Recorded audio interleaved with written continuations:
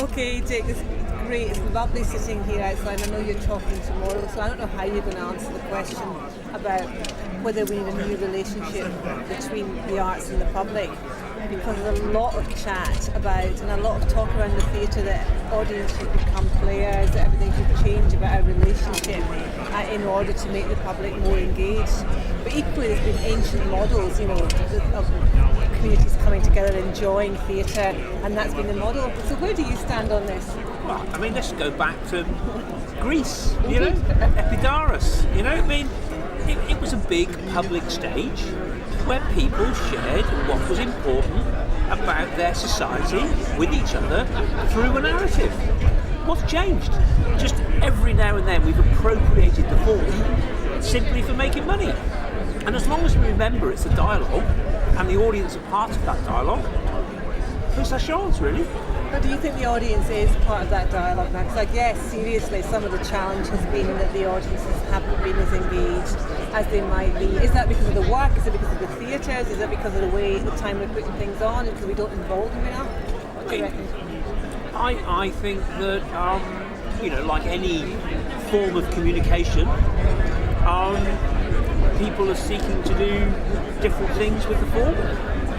People are using the narrative for different purposes. Personally, I know that Mike Halford's got it right for me when he called his company Shared Experience. And when you find that moment where a bunch of people, actors, techies, people who for whatever reason are dubbed the audience, many of whom are probably artists anyway, but when they all share something, it's like a nice conversation over a meal. You share something, don't you? I cannot tell you what this tastes like to me, but we share something. And it is that communion, that sharing, I think that is really quite special about the live experience that we've chosen to call theatre. But we have created a particular mystique and form around it. I think sometimes we need to remember that it needs reinventing a bit more often. And how are you reinventing that at this Vic? Well, in lots of ways, Bristol Vic is an easy case study because it melted itself down. So it wasn't so much reinvent it as start again. And often, real crisis is the easiest time to seize the moment and do something different. So, simple things like when it melted itself down, it had over 100 employees. It's now got 40. It's knocking out more work now, so it's employing lots of other people, but they're not on the fixed cost.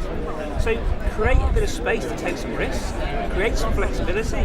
Don't get stuck in a model that just because you rehearse something for 3 weeks, you play it for 4 weeks. So it's around about the business model, as I was earlier. The basic contract between actor and audience is basically back to the way it was in the ancient Greece. Well, I'd like to think so.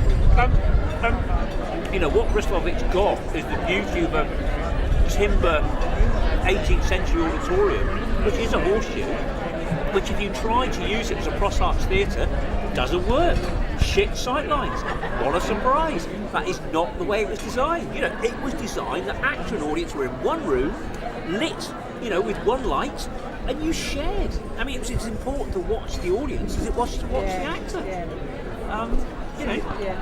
And so we're just dead lucky at Bristol Vic that we have got a space that is for sharing. Okay, brilliant. Thank you so much.